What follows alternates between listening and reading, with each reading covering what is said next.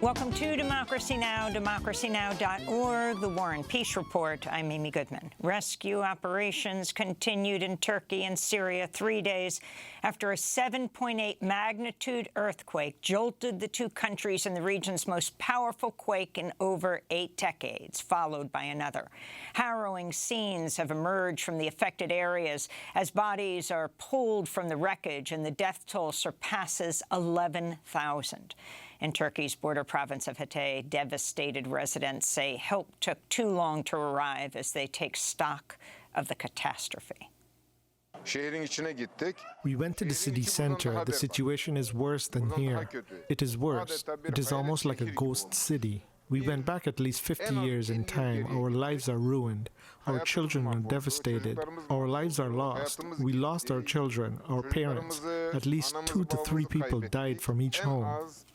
Some miraculous survivals are also being reported in Syria. A baby born in the rubble was pulled to safety by her uncle and made it to a nearby hospital. Her mother did not survive. Displaced survivors around Aleppo say they face freezing conditions amid shortages of heating oil, and some are too scared to remain indoors for fear of more tremors. There have been over 100 aftershocks.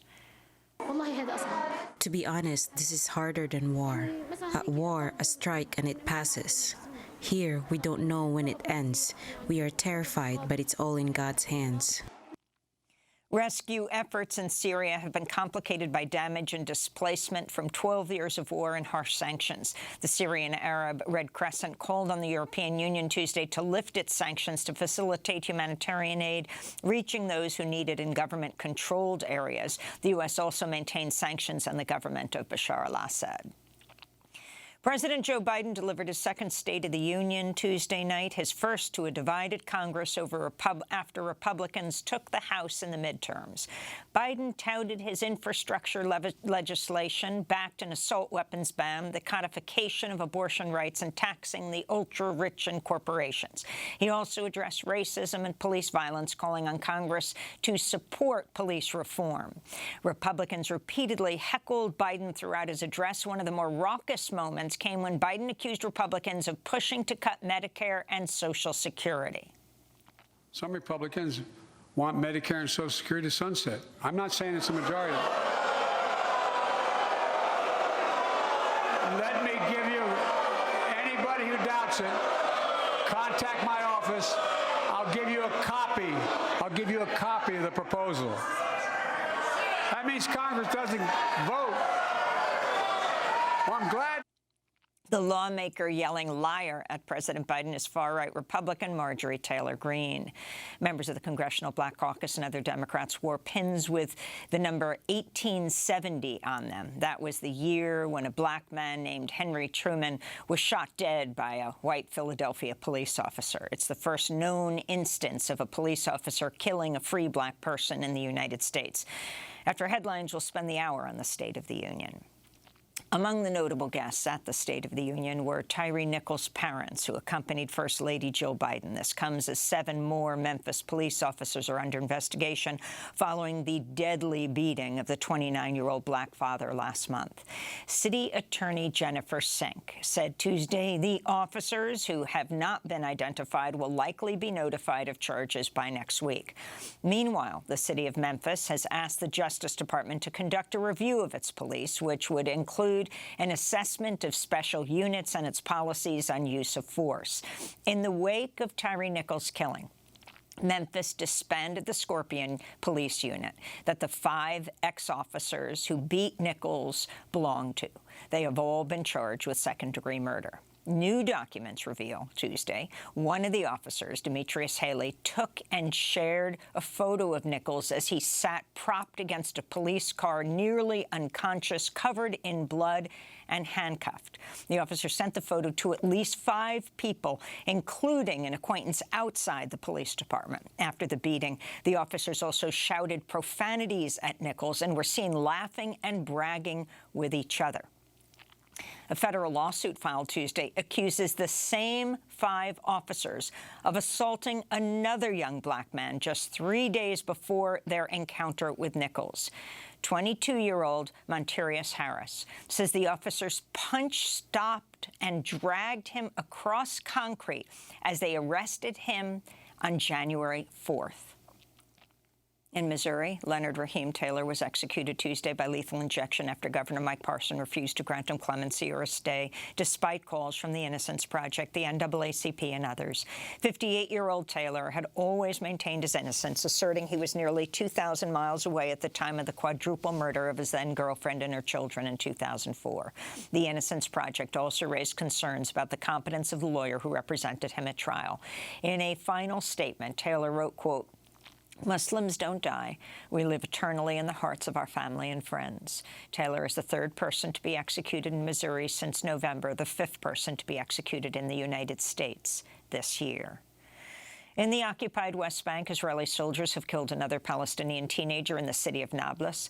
17-year-old Hamza al-Ashkar was fatally shot in the face as Israeli forces conducted raids and dozens of arrests across the West Bank Tuesday. This is al-Ashkar's grandmother. My sweetheart, he is still 17 years old. He wanted to work because his father is not financially stable. God bless him. He wanted to work, but he didn't. He died. He couldn't work. My sweetheart, he died. May he rest in peace. Ukrainian President Volodymyr Zelensky is in Britain on a rare trip abroad, where he's meeting with Prime Minister Rishi Sunak and King Charles. Zelensky will also address the UK Parliament. Britain, which announced new sanctions against Russia today, has provided military equipment and training to Ukraine in its efforts to counter Russia's invasion. Zelensky's visit comes as Russia seems poised to launch a major offensive in the east and as the war approaches its 1-year mark. Meanwhile, President Biden's expected to travel to Poland for the February 24th anniversary of Russia's invasion of Ukraine. In Peru, at least 15 people are dead and several injured after heavy rains triggered massive mudslides and floods in the southern region of Arequipa. The landslide came out of nowhere and we got desperate. We couldn't even take blankets, anything. We desperately left with our children and shouting. Authorities said the death toll could rise in the coming days. Doctors, nurses, and Army helicopters transporting food, water, and other aid have been deployed to the devastated areas as search and rescue efforts continue. 2 more Greenpeace activists have joined a group of 4 climate defenders who have been on board a massive Shell vessel in the English Channel since last week to demand Shell stop drilling for oil and start paying reparations for its role in the climate catastrophe. Shell, which last week reported a record-shattering $40 billion in 2022 profits, has threatened Greenpeace with legal action that could result in 2 years in jail for the peaceful protesters. Meanwhile, BP, which also recently announced record annual profits, said Tuesday it would increase oil and gas drilling, reversing a previous pledge to cut down fossil fuel production by 40% below 2019 levels. BP now expects to reduce its output by just 25%. Calls for a windfall tax have been growing as the major oil and gas companies report tens of billions of dollars in profits amidst a surge in oil prices last year, spurred by the Russian invasion of Ukraine.